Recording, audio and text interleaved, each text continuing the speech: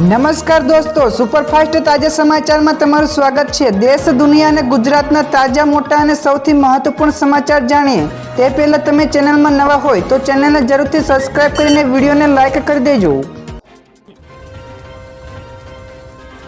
સૌથી પહેલા દોસ્તો આપણે વાત કરીએ તો ગુજરાત ઉપર આગામી 24 કલાક અતિ ભારે છે તો રાજ્યમાં આગામી 24 કલાક ભારેથી અતિ ભારે વરસાદની આગાહી હવામાન વિભાગ દ્વારા કરવામાં આવી છે। તો હાલ રાજ્ય ઉપર વરસાદની બે સિસ્ટમો સક્રિય થઈ છે તો ઉત્તર અને દક્ષિણ ગુજરાતમાં વરસાદનું રેડ એલર્ટ જાહેર કરવામાં આવ્યું છે। તો આ સાથે જ આગામી 2 દિવસ માટે માછીમારોને પણ દરિયો ન ખેડવા માટેની સૂચનાઓ આપવામાં આવી છે। તો સૌરાષ્ટ્ર અને કચ્છ સહિતના ભાગોમાં પણ છૂટાછવાયા વરસાદની આગાહી કરવામાં આવી છે। તો દોસ્તો બીજા સૌથી મોટા સમાચાર સામે આવ્યા છે। રાજ્યમાં 24 કલાકમાં 120 કરતા વધારે તાલુકાઓમાં મેઘરાજા મન મૂકીને વરસ્યા છે તો ખાસ કરીને દક્ષિણ ગુજરાતમાં ધોધમાર વરસાદ વરસી રહ્યો છે। તો ગઈકાલે પણ વલસાડ અને નવસારી જિલ્લાના ડાંગ સહિતના જિલ્લાઓમાં ધોધમાર વરસાદ પડ્યો છે તો ખેરગામમાં સૌથી વધારે 5.5 ઇંચ વરસાદ ખાબક્યો છે। તો બીજી તરફ અમદાવાદમાં પણ ગઈકાલે ભારે વરસાદ ખાબક્યો હતો તો હવામાન વિભાગે આગામી હજુ પણ 24 કલાક ભારે વરસાદની આગાહી આપી છે। આગળ દોસ્તો વધુ એક સૌથી મોટા સમાચાર, શ્રાવણ માસમાં શિવજીની ભક્તિ કરવી પડશે મોંઘી। તો પવિત્ર શ્રાવણ માસમાં ભગવાન શિવની આરાધના મોંઘી થઈ છે તો આ વખતે શ્રાવણ મહિનાની શરૂઆતમાં જે ફૂલોના ભાવ આસમાને પહોંચ્યા છે તો સામાન્ય દિવસોમાં જે ફૂલોનો ભાવ 40 થી 50 રૂપિયા પ્રતિ કિલોએ મળી રહ્યા હતા તેનો ભાવ હાલમાં રૂપિયા 300 થી લઈને 400 પ્રતિ કિલોએ પહોંચી ગયો છે। તો આ ઉપરાંત ગલગોટા જે 30 થી 40 રૂપિયાના કિલોના ભાવે વેચાતા હતા તે અત્યારે 100 થી લઈને 120 રૂપિયા પ્રતિ કિલોના ભાવે વેચાઈ રહ્યા છે। બીજા સૌથી અગત્યના સમાચાર સામે આવ્યા છે। વિશ્વની સૌથી મોટી અર્થવ્યવસ્થા જોખમમાં મુકાઈ છે। જ્યાં દોસ્તો વિશ્વની સૌથી મોટી અર્થવ્યવસ્થા એવો અમેરિકા ઉપર આર્થિક મંદીનો ખતરો વધી રહ્યો છે। તો ઘણા વિશ્લેષકો દ્વારા મંદીની અટકળો વચ્ચે હવે ગોલ્ડન મેન પણ આશંકા વધારી છે। તો ગોલ્ડન મેન અમેરિકામાં આગામી વર્ષમાં મંદીનું અનુમાન બદલ્યું છે અને વધાર્યું છે। જ્યારે બ્લૂમબર્ગના અહેવાલ અનુસાર ગોલ્ડન મેનના અર્થશાસ્ત્રીઓએ આગામી વર્ષે અમેરિકામાં મંદીનો અંદાજ 15% થી વધારીને 25% કર્યો છે। તો દોસ્તો બીજા સૌથી મહત્વપૂર્ણ સમાચાર, વાયનાડ પીડિતોની મદદ માટે સ્ટાર્સ આવી આગળ। જ્યાં દોસ્તો વાયનાડમાં ભૂસ્ખલનથી મૃત્યુઆંક 165 ઉપર પહોંચી ગયો છે તો હજુ પણ 210 જેટલા લોકો ગુમ છે। તો તે દરમિયાન કલાકારોએ તેમની મદદનો હાથ લંબાવ્યો છે। તો સુપરસ્ટાર ચિરંજીવી અને રામચરણે મુખ્યમંત્રી રાહત ફંડમાં 1 કરોડ રૂપિયાનું દાન આપ્યું છે।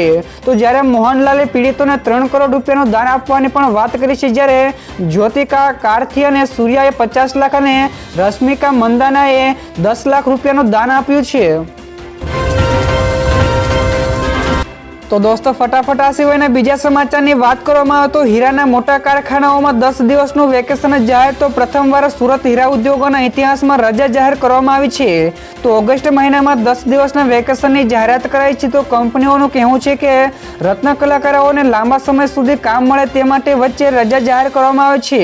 તો છેલ્લા 3 વર્ષથી હીરા ઉદ્યોગોમાં મંદી ચાલે છે। તો ખાસ કરીને રશિયા અને યુક્રેન અને હમાસ અને ઇઝરાયલ વચ્ચેના યુદ્ધની સ્થિતિના કારણે અમેરિકા સહિતના ઘણા બધા દેશોએ મંદીનો માર સહન કરવો પડ્યો છે।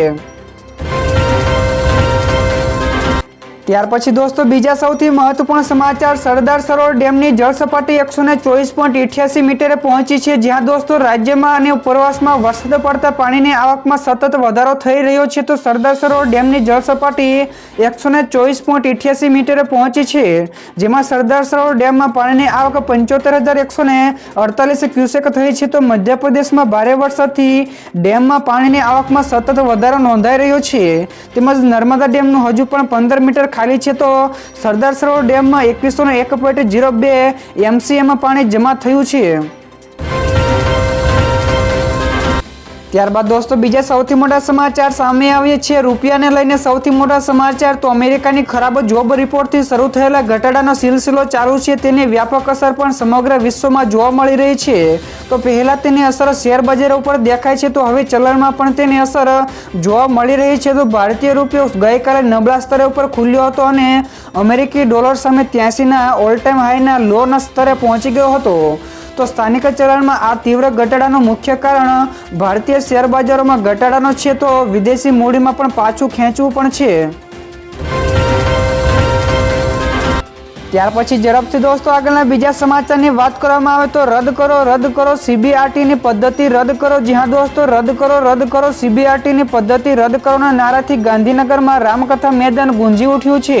તો વન વિભાગની ભરતીનું પરિણામ જાહેર થતાં જ ઉમેદવારોમાં રોષ ફાટી નીકળ્યો છે. તો ફોરેસ્ટ બીટગાર્ડના ઉમેદવારો રામકથા મેદાનમાં ભેગા થયા છે, જ્યાં વિદ્યાર્થી નેતા યુવરાજસિંહ પણ પહોંચ્યા હતા. તો ઉમેદવારો દ્વારા નોર્મલાઇઝેશનની સાથે માર્ક જાહેર કરવા અને તમામ ઉમેદવારોના રિઝલ્ટ પીડીએફ પ્રમાણે જાહેર કરવાની માંગ કરવામાં આવી છે.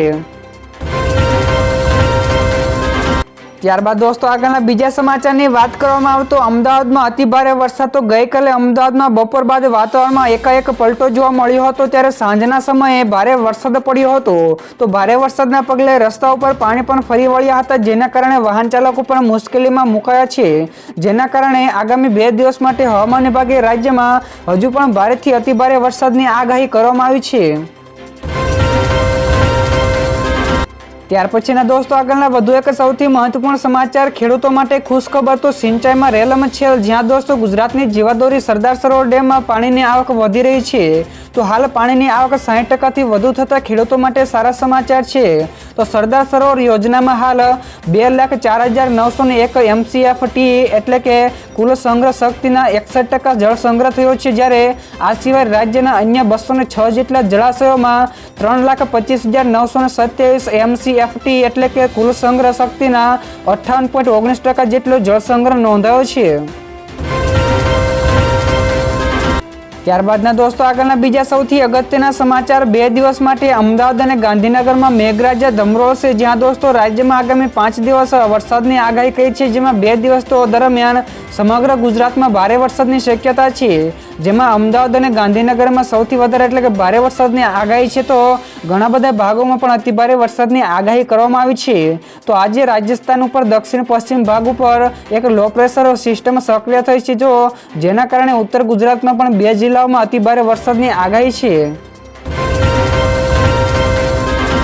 ત્યારબાદના દોસ્તો આગળના બીજા સૌથી મોટા સમાચાર મળ્યા છે આજથી મહાયુદ્ધના એંધાણો. તો જ્યાં એક તરફ ઈરાને ઇઝરાયલ પાસેથી બદલો લેવાની પ્રતિજ્ઞા લીધી છે, તો બીજી તરફ ઇઝરાયલે પણ કહ્યું છે કે તે કોઈ પણ પરિસ્થિતિનો સામનો કરવા માટે તૈયાર છે.